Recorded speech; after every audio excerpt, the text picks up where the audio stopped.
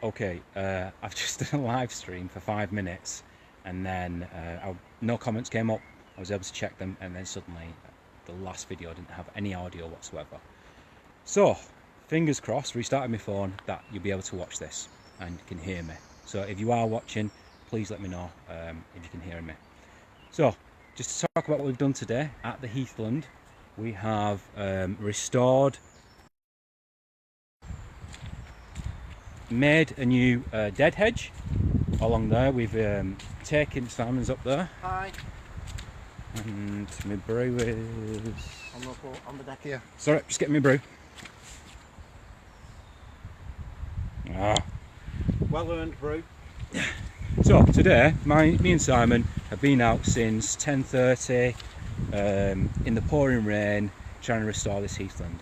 And as you can tell, I'm actually stood in the light, which is an indication that we've actually accomplished that.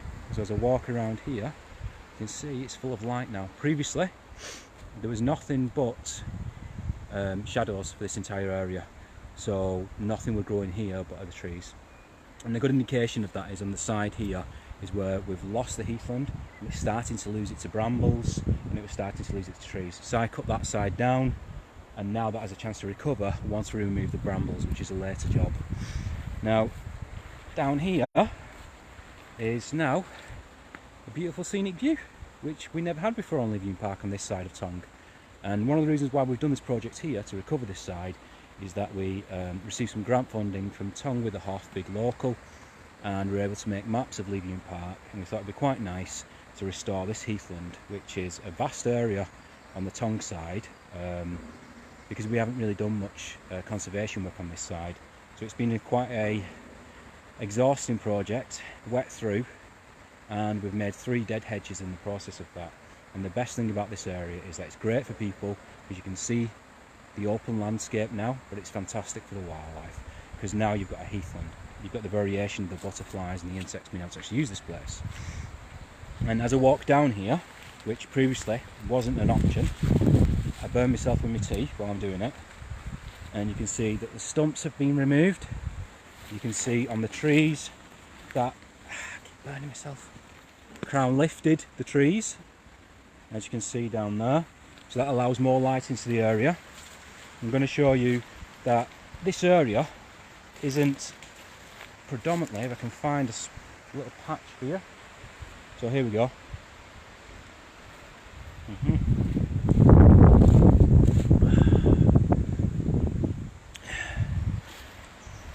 There's a little spot here where I tripped before, and that kind of exposed what the soil's actually like here. So you can see it's perfect for a heathland, because it's mostly sand on this side.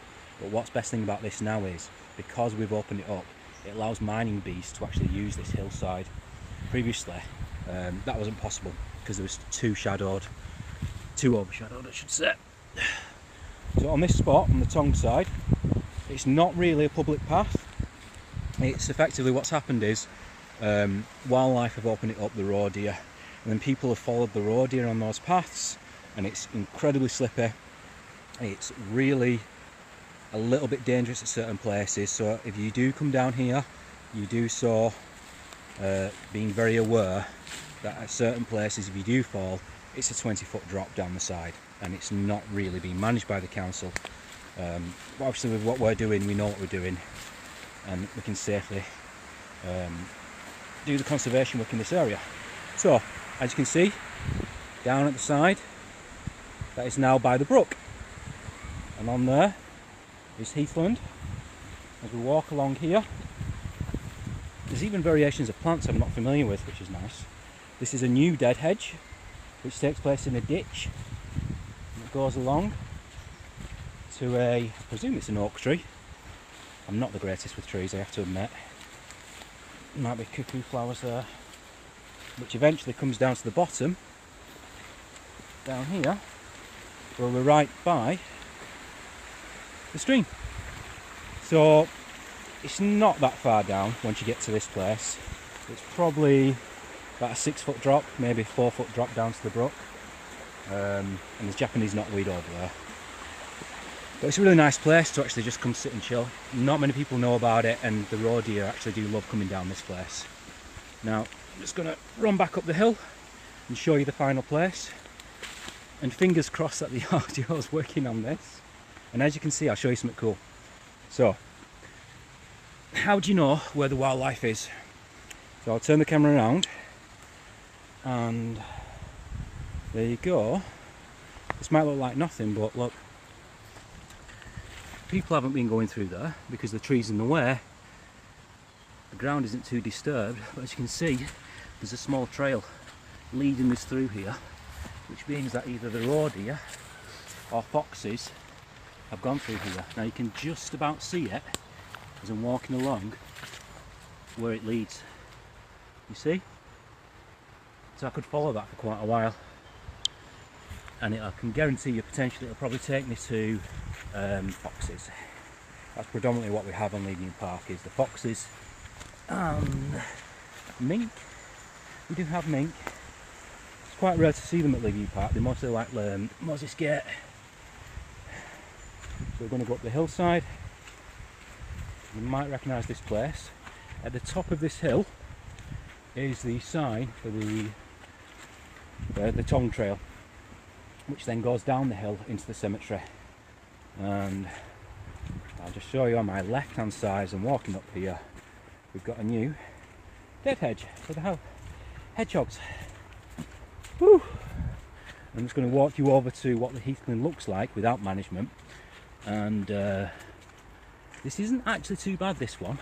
The one on the top of the hill is practically gone.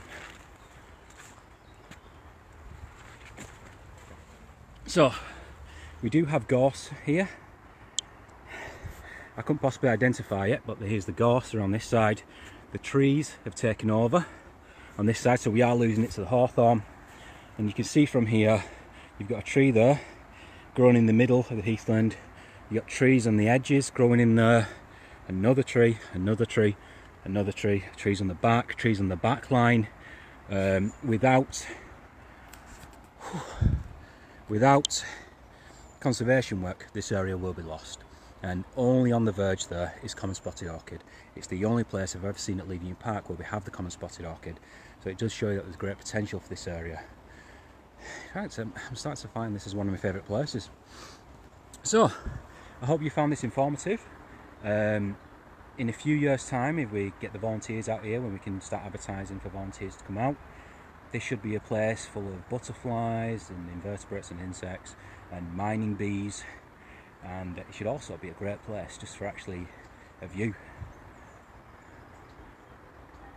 Oh, what's that noise? 1 second.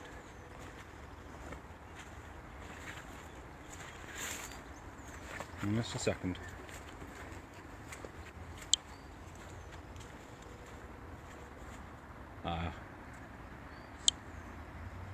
Just a young bird tapping away at the tree.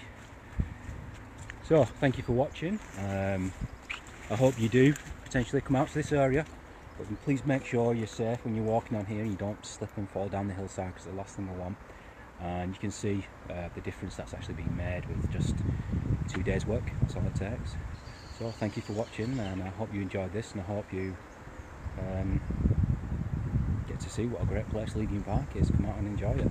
Thank you very much for watching.